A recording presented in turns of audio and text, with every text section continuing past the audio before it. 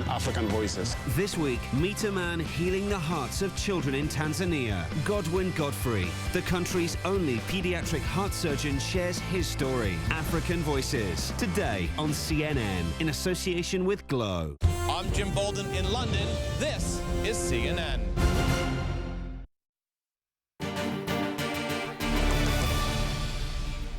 It's 9 a.m. here in New York. I'm Maggie Lake, and this is World Business Today. Coming up this hour, French police are guarding newspaper offices and hunting for a gunman after a pair of shootings in Paris. We'll get the latest from the French capital.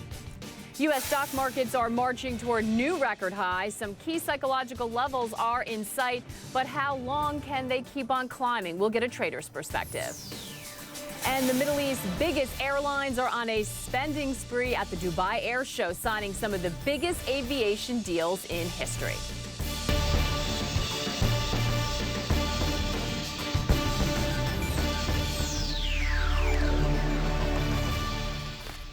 We begin in Paris, where there have been 2 gun attacks within the past few hours. The first one at the French newspaper Libération. French police say a man armed with a shotgun walked into the lobby and opened fire. A 27-year-old photographer's assistant was shot in the chest, and he is in serious condition. The person is in serious condition, rather. The French Interior Minister says police are being sent to the offices of all national newspapers. He spoke just a short time ago. We will do everything in our power to catch this individual. In our country, we cannot accept those who attack our fundamental rights, a right that women and men have always fought for all over the world. Lives have been lost over this right. I'm thinking of our 2 RFI journalists who were executed a few days ago in northern Mali. And here in the heart of Paris, we cannot accept these acts. The second shooting happened outside the offices of the bank Société Générale. Let's go straight to Jim Bitterman, who is in Paris first. And Jim, do we know anything about this? What's the latest?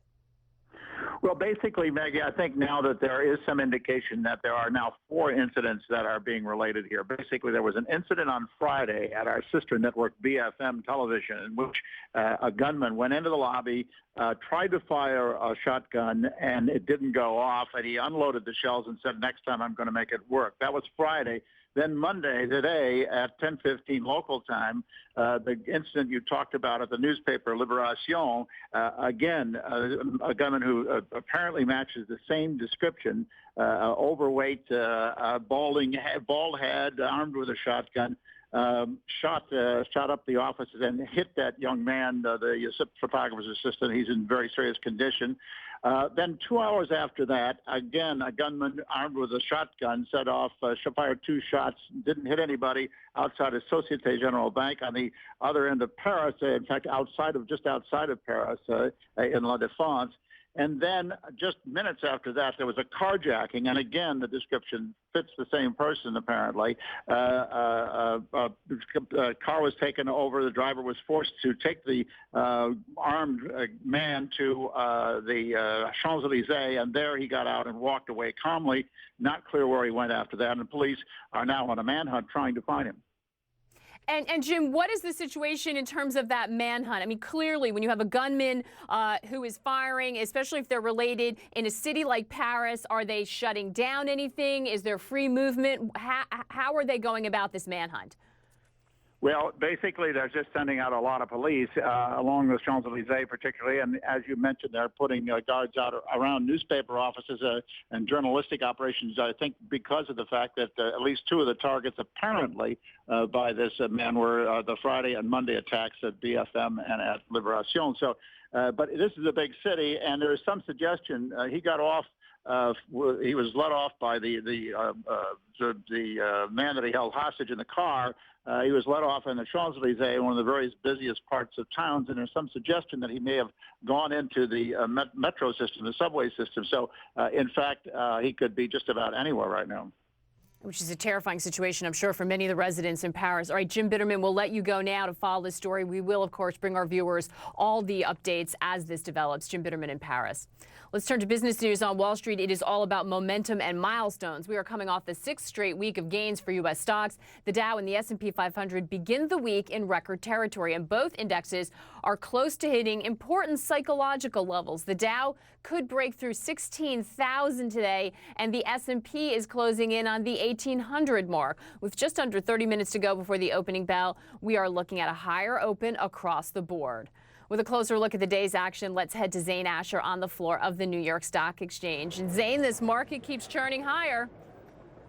Hi, Maggie. Yeah, absolutely. And if stocks hold their current gains, we could be close to those milestones. As you mentioned, half an hour from now, we could be seeing the Dow reach 16,000. It's interesting because it was just 9 months ago that we passed the 14,000 mark for the first time since the recession. Obviously, we've had an amazing rally so far this year. S&P 500 up 26%. And you've got to remember, Maggie, that on a normal year, it is just up 8%. So a lot of people are talking about this sugar high, a lot of help from the Fed stimulus. Janet Yellen driving those gains even further last week when she testified before the Senate Banking Committee. She made it very clear that the economy is not strong enough to stand on its own 2 feet. Yes, we've come better since unemployment rate was 10%. Now it's 7.3%. She made it clear that it's still too high, and she indicated she does intend to continue Fed stimulus. But in terms of today, though, no major news in terms of earnings or economic data, although we do have Ben Bernanke speaking tomorrow and on Wednesday. We also get FOMC minutes out on Wednesday. Investors are going to be looking very closely to see any hints of tapering or continued stimulus. In terms of the rest of the week, though, we do have some important news in terms of retail sales, inflation, home sales, manufacturing. The question is, of course, is it going to be in line with the good news we got from the jobs report and also third quarter GDP? Maggie? All right, Zane Asher, thank you so much. Let's see what we can expect from the markets this week. Let's get a trader's perspective. Scott Shalady is the Senior Vice President of Derivatives at the brokerage firm Treen. He joins us from the Chicago Mercantile Exchange. And Scott, we just keep taking out these levels. We keep grinding higher. Should we be nervous? Well, you know, move along. There's nothing to see here. Why aren't we more excited? I don't know. It's just a one big manufactured market, and I think it's going to continue that way. You know, it's taken me almost, I've done this job for 26 years. It probably took me 18 years to try to figure out that, hey, the market's going to do what it's going to do regardless of what I think. So what do I think? I think it's manufactured. I think it's what Janet Yellen had to say last week and the policies of Ben Bernanke. But hey, we have to take that into consideration, accept it, and the market's going to continue its march higher because we don't have an answer for no growth, and we're going to continue to print money, and that money is going to find its way to the stock market, period. So would you try to be protecting yourself, though? Because if it is this sort of manufactured rally, it makes you nervous that if there's any sign that the punch bowl is going to be taken away, this thing can turn fast and get ugly with all the momentum people in it. So is there a way to protect, or do you have to stay invested until you start seeing the switch? You know what? That's an awesome question. And for a while in college, I was an art major. And last week we had something significant happen. $142.4 million for a Francis Bacon painting, which was the largest ever at auction. So even the rich are starting to get worried about continuing to put money in this market. Those types of things are big signs for me that said, hey, instead of putting that money to work in the market, this investor thought that maybe that was a way to store wealth and maybe even see that wealth grow. So those are the types of things that I keep an eye on here. Yes, we have to start taking some protection, and I think it's going to be in the fact of either, hey, buying some puts or some taking some money off the board here. You're going to lose out on some return, or B, having some money bought in that 10-year. That 10-year's around that 2.7 level. If I think what's going to happen happens, you might be able to make a point on your 10-year down to the 1.7 level. So we've still got some dicey things ahead of us. 48 million people on food stamps, 7.3% unemployment. Every number last week, except for that jobs number the week before, was a bad number. So I don't want to be Debbie Downer here. I'm just trying to be realistic, and we need to be able to make sure we take some cover. That's right. And Scott, aside from those people who can afford those Bacon paintings, the rest of the United States, people really worried about what the holiday season is going to shape up to be. I mean, listen, people usually spend there even if they don't have it, put it on the credit cards, worried about it next year. But the retailers really seem to be nervous because everyone is sort of scrambling to make ends meet. Where do you think the U.S. consumer is, the sort of average U.S. consumer? Are they reflective of the fact that the economy is still really subpar? I think they absolutely are, and I think the reason why those retailers are so worried is, you know what, we've got a very late Thanksgiving. There's not that much time between Thanksgiving and Christmas this year, so they are opening up on Christmas or on Thanksgiving Day now. You've seen the ridiculous Black whatever days they're going to be open, so they're telling us they're also very nervous. I mean, we've always thrust the growth, or at least the rescue, on the back of the U.S. consumer, and we're counting on that consumer again. But I tell you, at the core level, I think that to a man, you ask the average man on the street in Main Street or whatever, look left, look right, are your houses really getting that much more expensive, or are there just none for sale because nobody can sell them and they're underwater? Does everybody still have a job, or are some guys still looking? And I think that the outlook is more cloudy than it is sunny, and that is reflected in A, some of these retailers, and B, how they're acting going into this holiday season. That is certainly what I get. Scott, when you talk to people, they don't feel as bad as they did, but nobody feels that great about the future. There's still a lot of insecurity out there, despite what we see in some of the numbers. Scott Shellady, always great to kick off the week with you. Thank you so much. All right. See ya.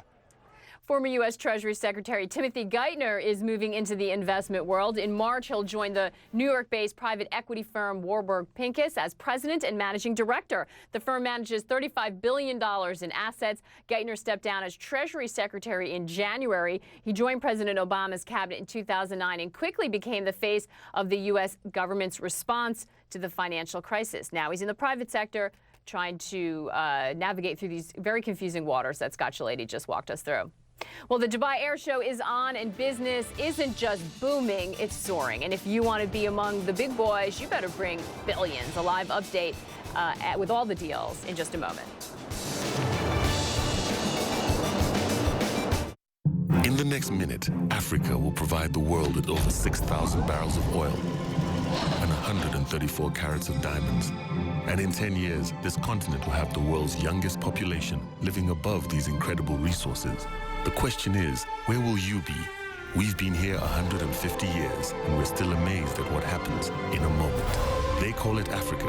We call it home.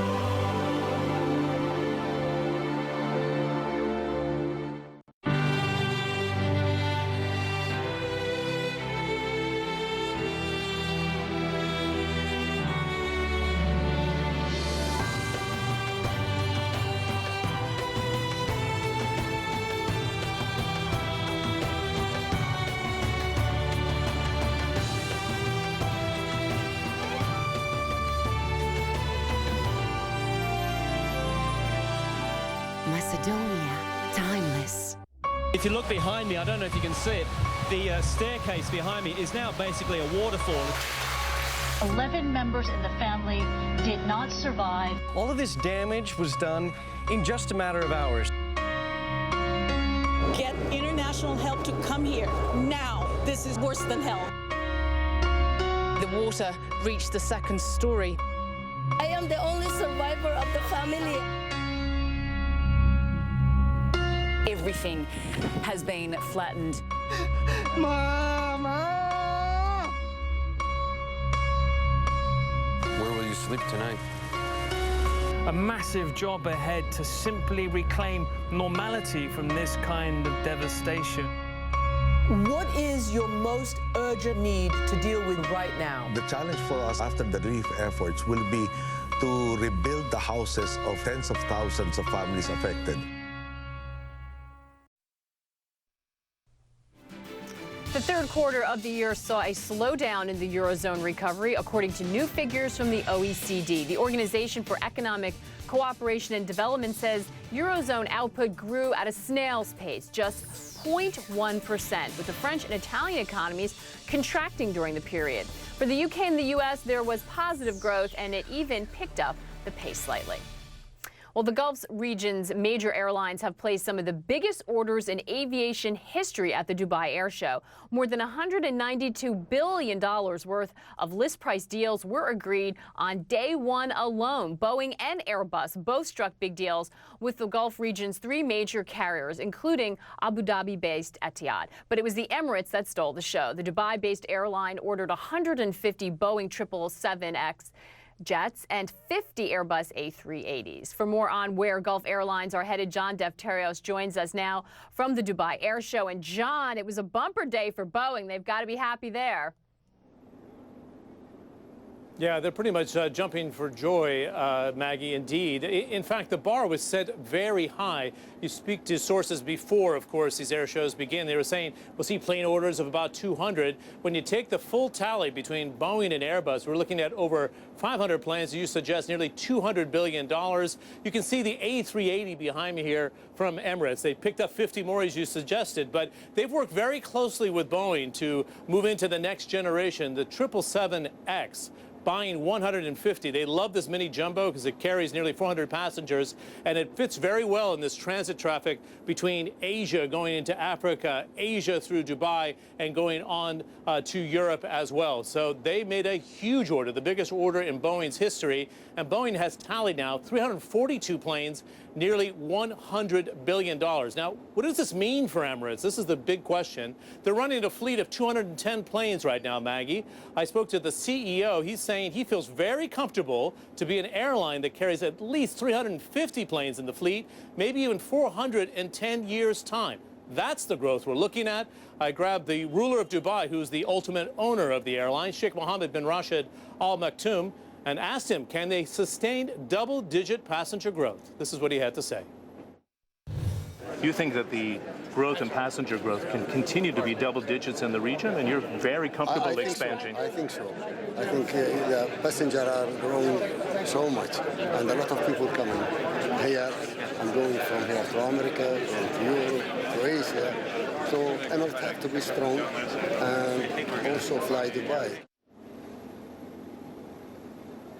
So Emirates was the big orders, of course, but Fly Dubai, as Sheikh Mohammed was talking about here, is the low-cost carrier, but playing a very large game at the Dubai Air Show. Maggie, 111 737 Neo planes on order here. We're standing at Dubai World Central, just opened a month ago. It won't be fully operational for a couple of years right now, but Maggie, to give you a sense of what they're planning, Dubai International Airport and then having Dubai World Central with up to 6 runways. You're going to probably open up with 3, but up to 6 runways in the near future. They think this bridge between Asia and Europe and going on to America and into the high-growth economies of Africa and Latin America has a long way to go. You can see by the order books. Yeah, it's a very interesting bet they're taking, John. Seems like a savvy one at that. Interesting they're doing the low-cost thing, too, because I tend to think of the Gulf region as being more high-end travel. What about the competition? Listen, it's a global business. There are a lot of airlines all going for these same routes, these same emerging markets where the strength is going to be. What about the competition within the region? We talk about Emirates all the time, but it looks like Etihad's really trying to make a run for it as well.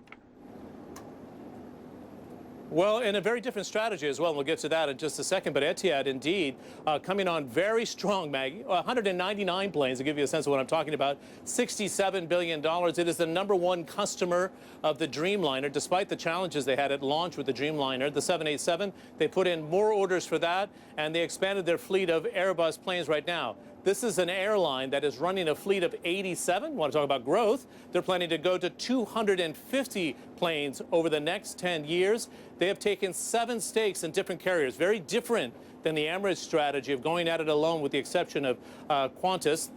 Etihad has gone into Jet Airways of India. That'll close next week. They announced Darwin Airline, which is a regional carrier in Europe. It'll carry the Etihad brand on its planes going forward.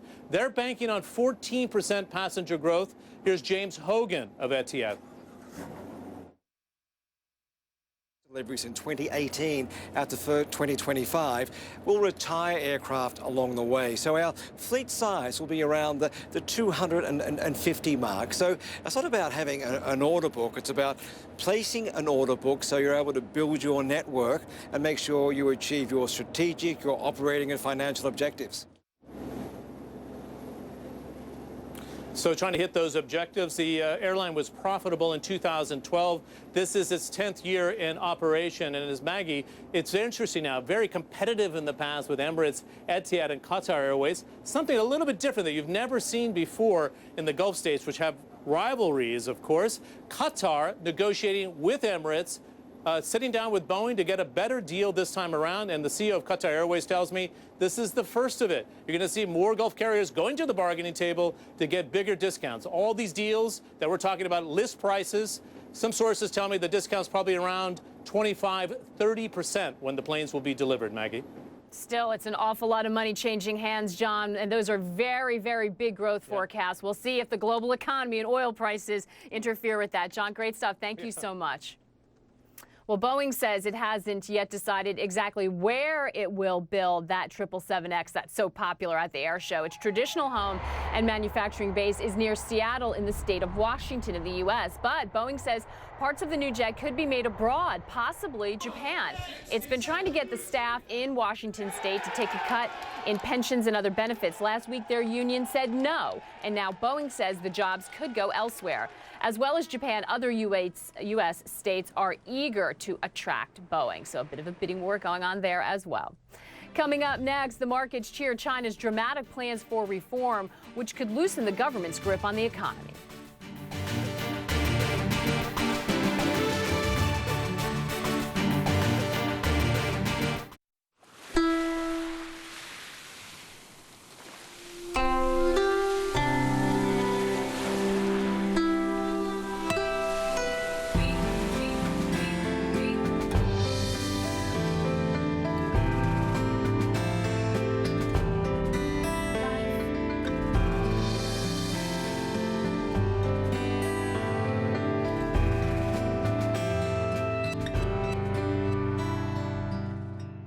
Kosovo, known for its fertile soil, where 53% of the land is arable. A golden place, rich in a variety of minerals.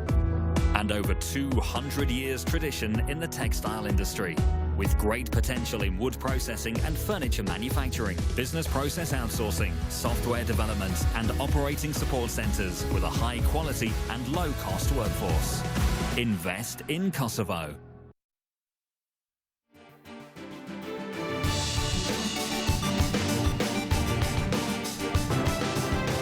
You can see an update for Europe there across the board. And in Asia, Chinese stocks rallied nearly 3% as investors got their first chance to react to the government's ambitious plans for economic reform.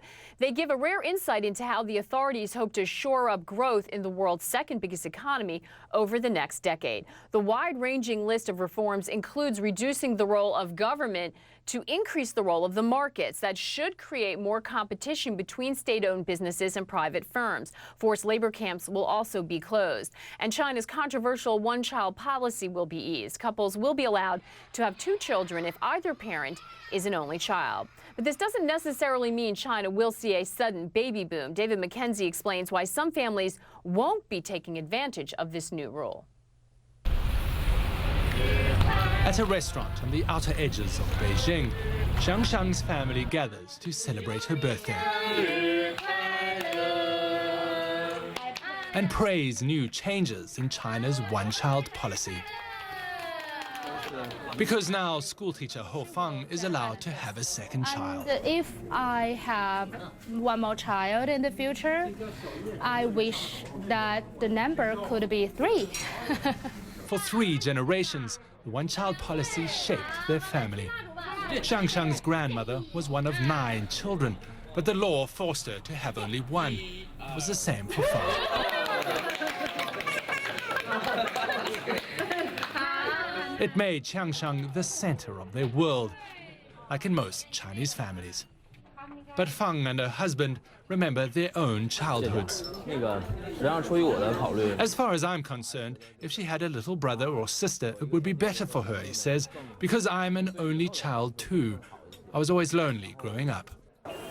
Millions of couples in China will now be allowed to have a second child. It's one of the most significant reforms to the one-child policy since the late 70s. But has the Communist Party acted too late? Internally, I'm very happy, excited. Unfortunately, at least for our family, I could not afford to raise one more child. Like many couples today in China, Fang says they are saddled with debt, struggling to handle soaring prices and expected to support their aging parents. As we get older, they're going to take care of all of us elderly, she says. How are they going to be able to do that? The changes in the one-child policy are meant to secure the future of China by giving a choice back to families. But for many, perhaps, it's a choice they cannot afford to make. David McKenzie, CNN Beijing. Chinese leaders also say they want more foreign investment and will loosen the restrictions on overseas money. Credit Suisse economist Dong Tao says whether that succeeds depends on how the government puts it into practice.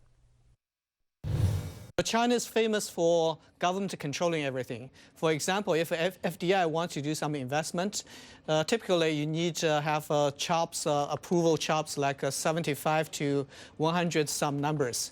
Now the government said we are not going to do that. If you are investing in industry that we are not explicitly prohibited you invest, go ahead, do that. We're going to do the bookkeeping thing and the regulation. I thought that was revolutionary thinking as far as China is concerned. Of course, for the time being, we see a good idea. The details of these policies and most importantly, execution of these policies would eventually decide whether these reform packages will be successful or failing. Another suggested change is property tax, with the idea of reining in a boom in the real estate market. New figures showing urban house prices rose at a record rate in October. It's going to be a big challenge. Still ahead on World Business today, powerful tornadoes rip through parts of the U.S. Some people say they've lost everything. We look at the personal and economic toll next. And we are moments away from the start of a new session on Wall Street. Trading is about to begin. We will bring you the opening bell when we return. Stay with us.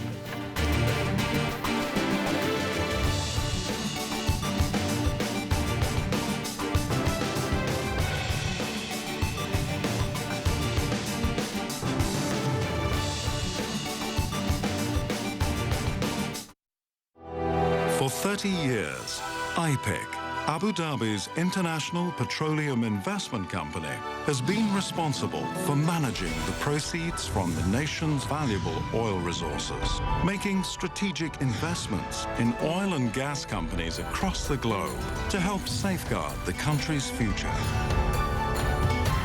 We're proud of IPIC. So proud that we've created an iconic building in Abu Dhabi to celebrate our achievements.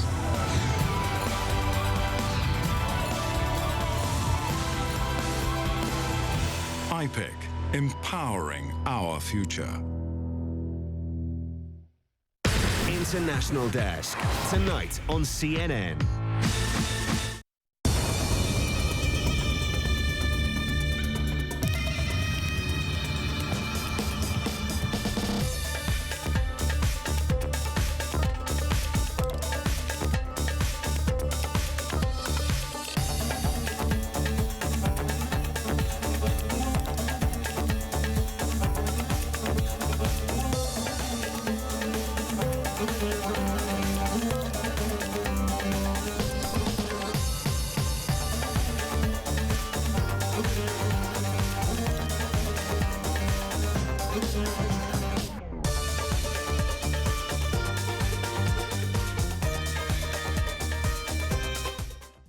What happens when simple innovations are used to improve women's and children's health? Lives are saved, healthy communities grow, economies develop. Find out how you can join others and help save lives. This is taking you to the heart of the story. This is a nursery for Tiger. This baby is only 6 weeks old, rejected by its mother because of a deformation in its rear leg. This young, critically endangered Sumatran tiger represents the future of its species, and that future rests in the hands of humankind. This is why we do what we do. This is CNN.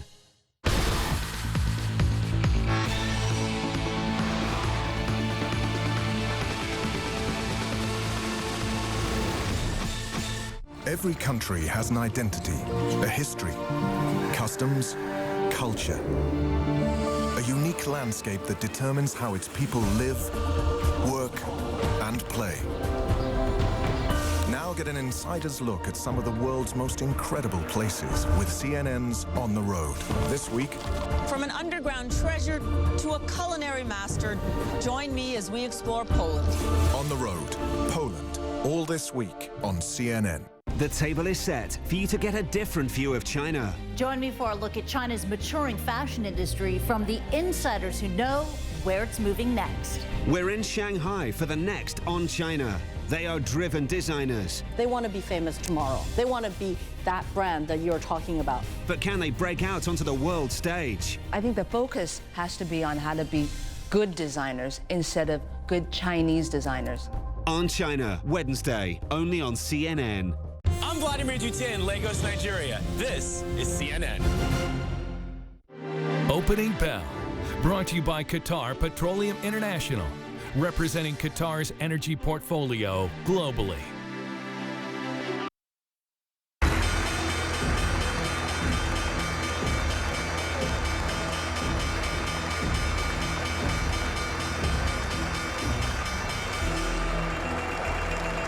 There's the opening bell at the NASDAQ and the New York Stock Exchange. We are kicking off a new week of trading, sitting at record highs. Welcome back to World Business Today. As we get the first print on U.S. stocks, we are seeing all major U.S. stocks continue to push higher. It's the leftover good feeling from Janet Yellen testifying last week. There's not a lot of new catalysts out there. As you can see, we are above.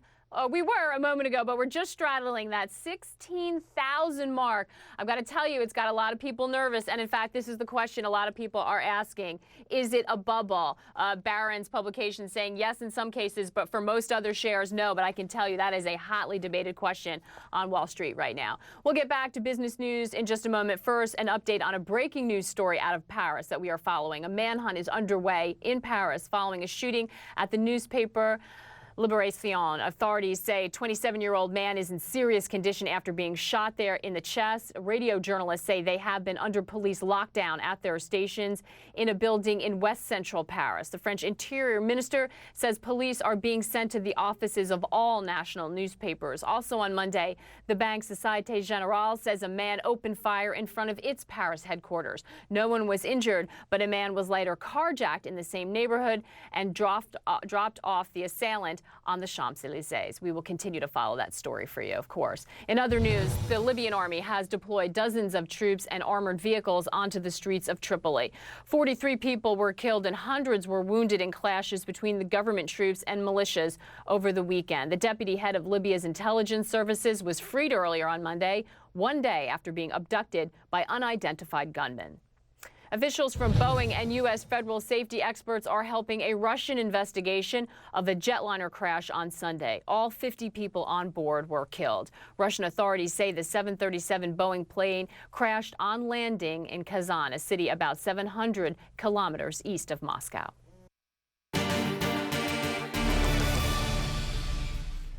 Well, cleanup efforts are beginning across the Midwestern United States.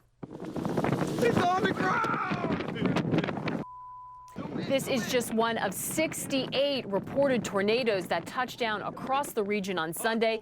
The storms killed 6 people and destroyed at least 70 homes in the state of Illinois alone. Many who survived the powerful storm say they have nothing left. The fast-moving twisters reduced buildings to shreds and flipped over vehicles. Dozens were injured. Hundreds of thousands were affected. Tens of thousands are without power. The economic impact is estimated to be in the millions. Hundreds of flights were also canceled at Chicago O'Hare International Airport on Sunday. Let's get the very latest now from George Howell. He joins us live from Kokomo, Indiana, where the mayor declared a state of emergency overnight. And George, I know all around you, those familiar scenes of devastation we see with tornadoes, some of these were very powerful, weren't they? Maggie, indeed. And you know, the question now, was it a tornado? Were these strong straight line winds that came through, and in fact the wind whipping up this morning, but not nearly as bad as it was overnight? Whatever the case, there's a lot of damage left over. It is incredible, though, remarkable to say, no one died. There were no serious injuries in this storm, but there is a lot of damage, a lot of devastation left to be cleaned up.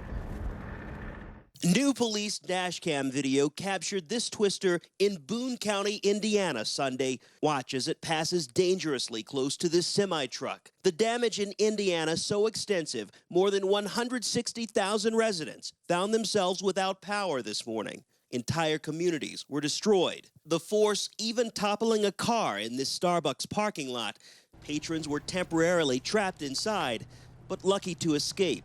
Tornado warnings were issued across the region last night, putting Wisconsin, Missouri, and Ohio all on edge. This time-lapse shows the storm overtake the Indianapolis skyline Sunday afternoon. The resulting tornadoes tore across multiple towns. Crews in Kokomo worked in darkness. Headlights from their emergency vehicles, the only source of light in one of the hardest-hit areas in Indiana. The storm brought wind gusts powerful enough to tear the top from this home, sending it flying to the middle of the road. A fire station nearby was nearly demolished, and this man searches through what used to be his living room. Damage from the storm system spread to neighboring states like Wisconsin. Trees were uprooted, and houses sustained extensive damage in Allentown. You can hear and see the strength of the storm blowing fast through St. Louis. And in Milwaukee, thick black clouds moved in just a matter of minutes. Maggie, you mentioned also that the state of emergency that the mayor declared just the other night, that has been lifted this morning, so that is good news. We know that people are allowed back into these areas. But again, right now, today, it's all about cleaning up the damage. Also, Governor Mike Pence will be touring the damage today. We believe he is on the ground here in Kokomo, and we do expect to hear from him shortly, within the hour, actually, for a news conference. Terrible devastation, a big cleanup, but as you said, George, amazing, and we're very thankful that more people were not injured. George Howell for us there in Kokomo. I want to take you back to the big board quickly, check in at U.S. stocks again, as we saw pushing further into record territory, and now we look like we are firmly above that 16,000 level, 62 points, not quite a 0.5%, but remember, every time you see this push higher, more investors get drawn in as they try to keep up with those performance levels that their peers who were in early are enjoying, so you get a little momentum behind these moves. We'll see if they can hold into the close. A lot of people, that 1600 just psychological, a lot of traders watching other levels, but as they said, it just seems the trend continues to be higher, the path of least resistance anyway. I want to turn back to another situation, another crisis and cleanup that is taking place. That is, of course, in the Philippines. More aid is being flown in from around the world to help the survivors of Super Typhoon Haiyan. Residents who were able to flee the hard-hit city of Tacloban have already left, and those who remain spend their days lining up for food and water rations. Anna Corin takes a closer look at the ongoing relief effort there.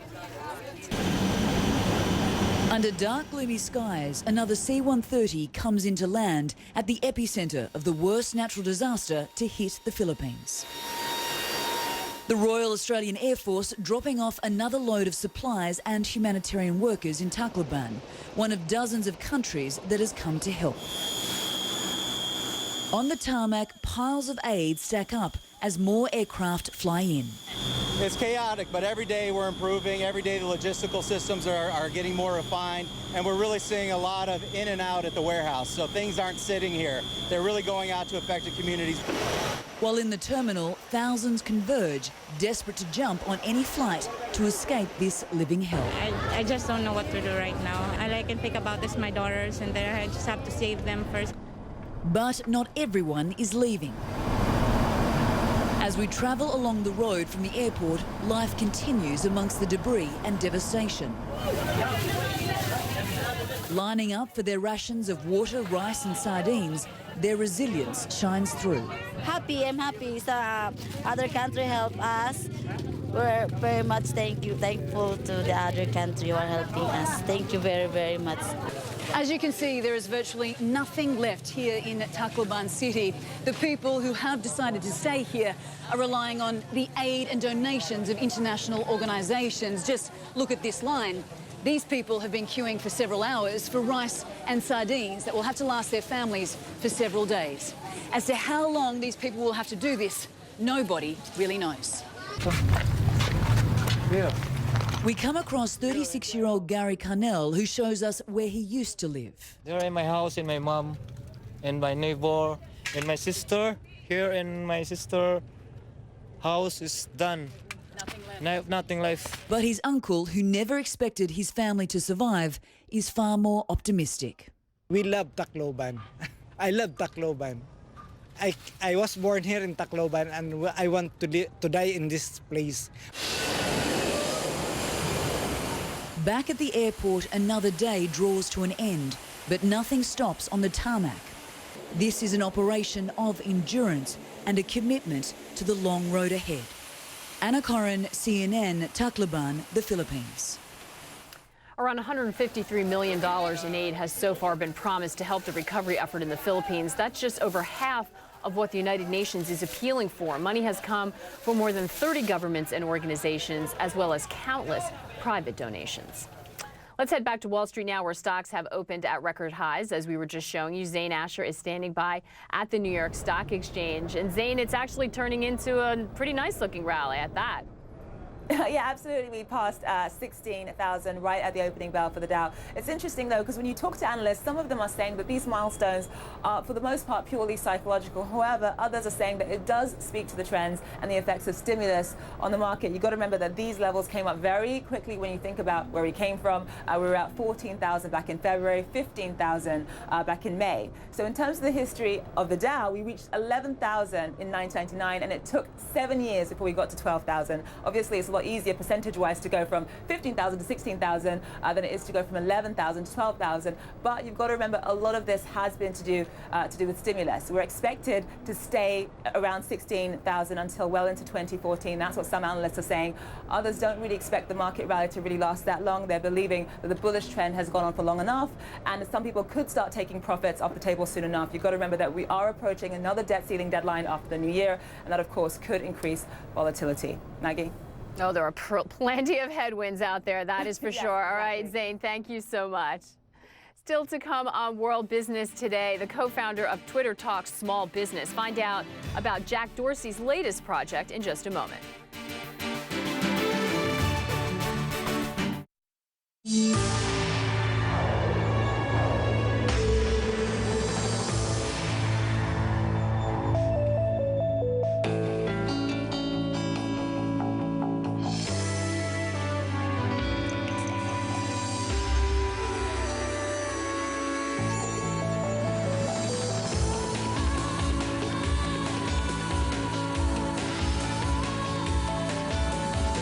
Cyprus in your heart.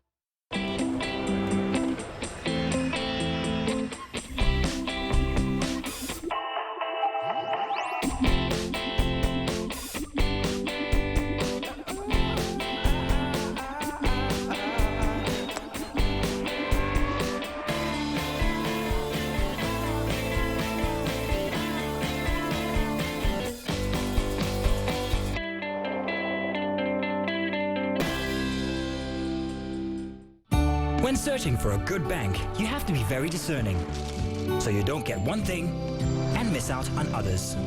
Well, your search is over at First Bank. We offer a variety of products and services made with you in mind. From flexible loans, easy access to cash, bill payments from anywhere in the world, to savings for the little ones. Make that switch today. Contact us to learn more about the many products and services we have designed for your convenience. First Bank, truly the first.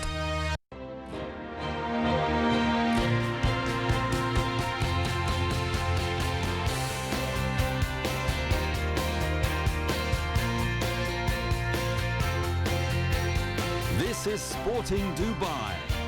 Golf in Dubai proudly presents the Omega Dubai Ladies Masters from the 1st to the 7th of December 2013 at the Emirates Golf Club. Visit golfindubai.org. And you can see blue chips rallying in the U.S., the Dow up a quarter of a point. I hesitated because just a moment ago we were up about 60-some points. We've drifted back ever so slightly, seem to be hovering right around that 1,600 level, a psychological level. Nothing more, but still significant that we have come so far on this bull rally, a lot further than many had thought. We'll continue to check in there as stocks push further into record territory. Meanwhile, Sony says it sold more than 1 million of its PlayStation 4 consoles. In the first 24 hours, it was available. The PS4 went on sale last Friday. This week, it'll go head-to-head with Microsoft's latest gaming device, the Xbox One, which is out this Friday. Sony says it expects to sell 5 million PlayStation 4s by the end of March. Analysts are predicting that demand will outpace supply through Christmas. Staying with the tech sector, a former employee of South Africa's largest mobile phone network, Vodacom, is waiting on a court decision that could land him around $65 million. Nkosana Mahakate is seeking a share of the profits from a text messaging service called Please Call Me, that he says was his idea. The case is raising questions over intellectual property ownership. Here's Errol Barnett with the details. It's a service that aims to keep people connected. We use the service quite often. I know a lot of people who use the service. Yeah, it saves money sometimes. I could say everyone in school uses the service. It's named Please Call Me and is used by tens of millions of Africans who've run out of prepaid phone credit or airtime. It works like this. A cell user with no prepaid credit can send a free SMS requesting a callback. So if someone does that to me, they dial *140 and my number. I will then receive this text message saying, please call. Now, Vodacom has profited from this service by, as you can see, inserting ads into the text and by having more people on their network who would have otherwise not made the call. It was developed 13 years ago by Vodacom South Africa, the largest service provider in the country. But this former Vodacom employee says it was all his idea. I'm very proud. I mean, that the product actually lives to the feeling that I got when I conceptualized it, because I could feel that this was going to be big. Nkosana Kenneth Makate is suing Vodacom in a years-long legal battle ending up here at the South Gauteng High Court. His lawyers presented evidence of company emails from 2000 in which Makate shares his idea for a free way of initiating a callback. Also presented this company magazine from 2001. It reads, Kenneth suggested the service to the product development team, which immediately took up the idea. Things changed, Makate says, when a profit share was discussed. 15%, that's all. That's all. And the company would take 85%, you know. And then? And I guess the rest is really what's now before the courts. Intellectual property experts say this case raises a key question. Are employees entitled to a share in profits of ideas they present? Makate's lawyers estimate Please Call Me generated $4.5 billion of income for Vodacom. They're pushing to get Makate 15% of that, or about $65 million. In court, Vodacom's former CEO, who was at the helm at the time, testified that Vodacom didn't have a revenue-sharing agreement with its employees. In a statement to CNN, Vodacom wrote, "It's a complex case, perhaps more so than the reporting so far would suggest, and we'd be happy to give comment. The one constraint is that we can only do this once the case has been concluded and once judgment has been handed down." Final arguments ended Tuesday, with a judgment expected in days. I think it rearranges the employer-employee relations. The boardroom talks about exactly what belongs to who. You know, and all those things will start now being discussed because of this case. Errol Barnett, CNN, Johannesburg, South Africa.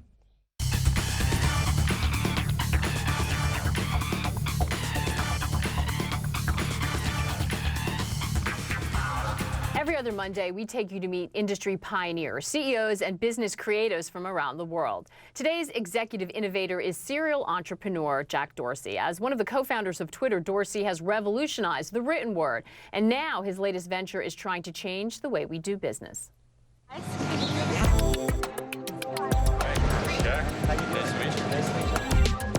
Jack Dorsey may have a net worth close to $2 billion thanks to Twitter's successful IPO. But his focus these days is on smaller businesses. My father had a pizza restaurant. My mother had a coffee store.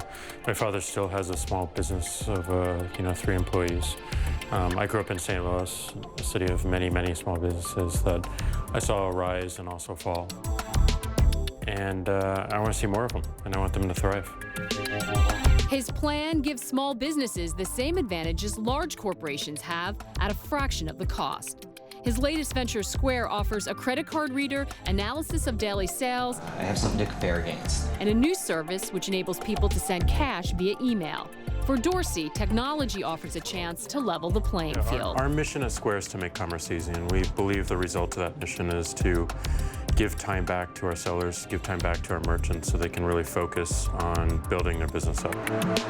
The day we caught up with Dorsey, he was with Square client Elias Vastus of Hula Girl Espresso in Toronto. Do you have to be tech savvy to use this? I mean, do you have to understand? No. We don't. Elias, you have to be tech savvy to use You actually don't. You don't at all. I mean, if you have any experience with email, it's as simple as using an email. It really is. It was all of about 10 minutes.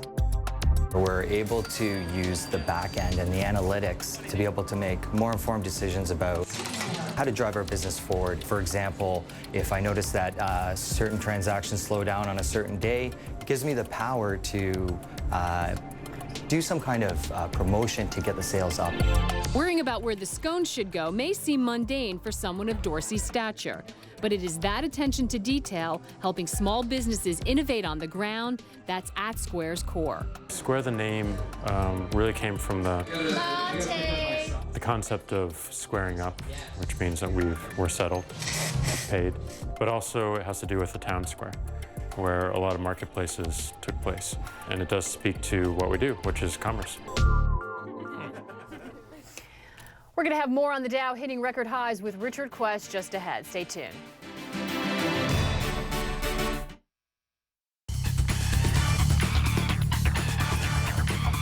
Executive Innovator is brought to you by Panasonic. Which country's second-largest city, Medellin, has been awarded Most Innovative City of 2013 by the Urban Land Institute? The answer is Colombia. Thinking of banking in Africa? Think Zenith. Zenith Bank PLC is one of the biggest banks in Africa, with about 1 million shareholders and over 300 business offices in Nigeria and subsidiaries in other African countries and the United Kingdom. Committed to the best possible customer experience. Zenith Bank, in your best interest.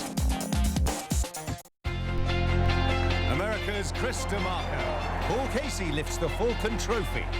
Martin Kamer goes wire to wire. Amazing! Kamer's done it again. Sensational scenes. Kaiser Kamer scores a hat. Bunkers, dancing, aces, and Rock slays the Giants. Extraordinary. Stars fall, new stars are born.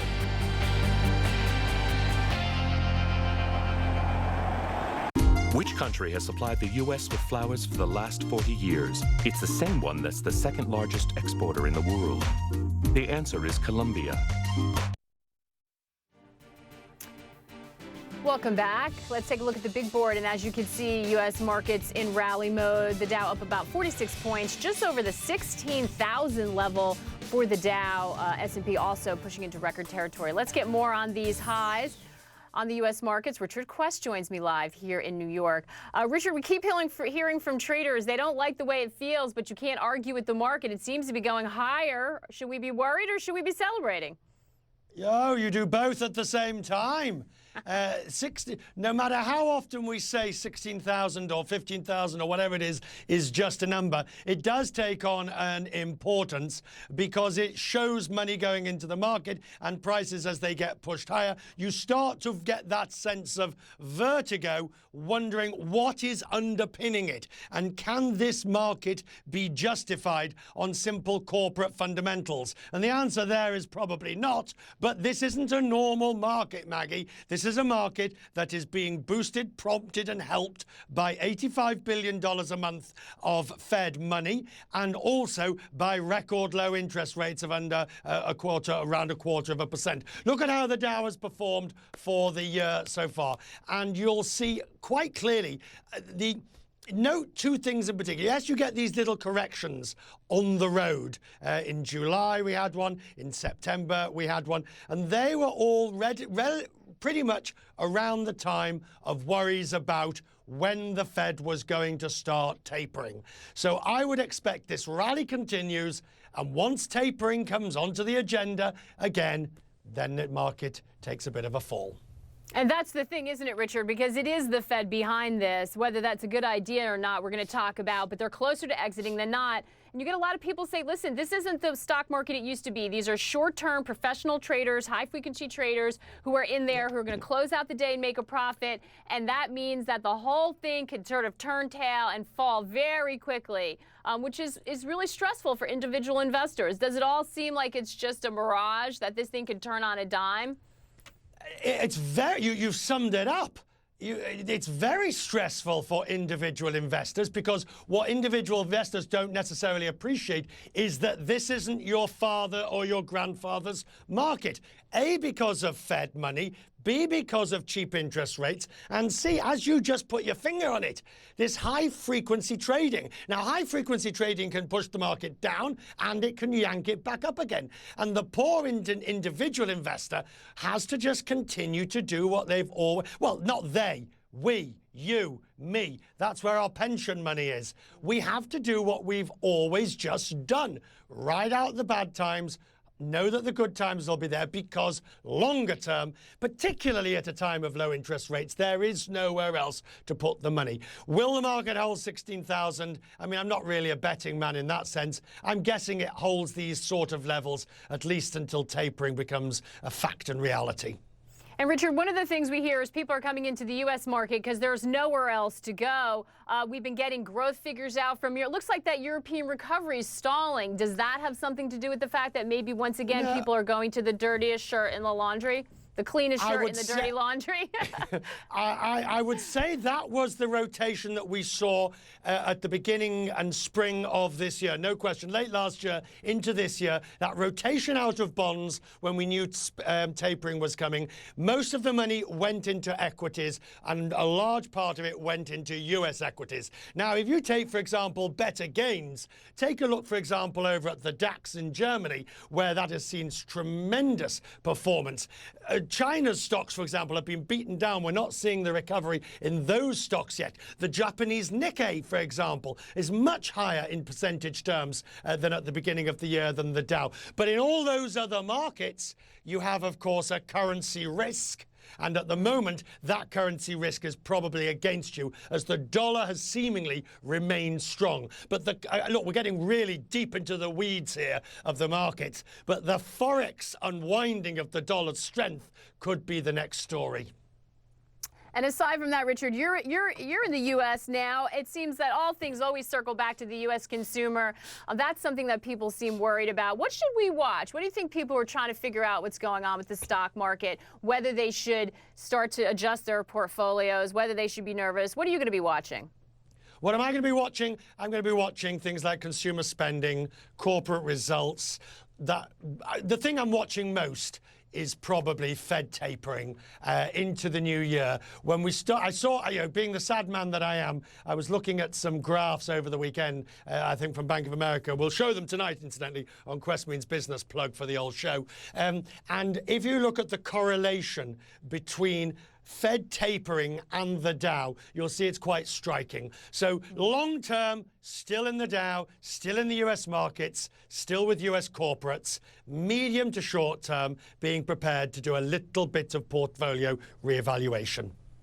Janet Yellen has one of the toughest jobs for 2014, doesn't she, Richard? How you exit this without disrupting the markets, that is a million-dollar question right now. Richard, great to see you. Quest Means Business, of course, today, 4 p.m. Eastern. And that is it from all of us at World Business Today. We will see you again next time. Enjoy your day.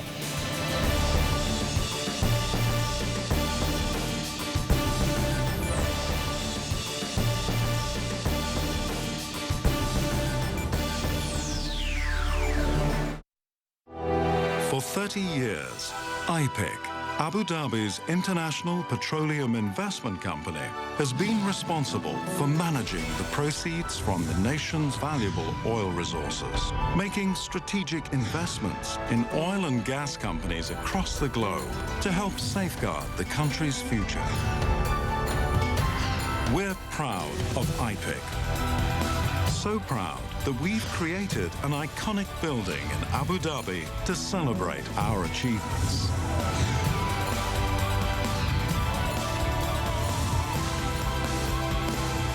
IPIC, empowering our future.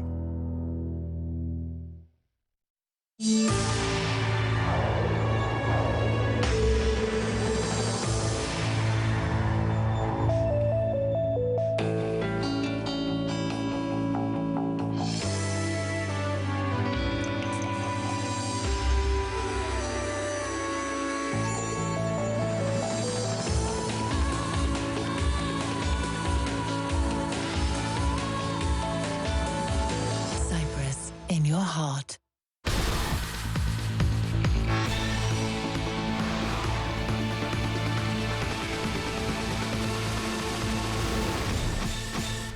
If you look behind me, I don't know if you can see it, the staircase behind me is now basically a waterfall.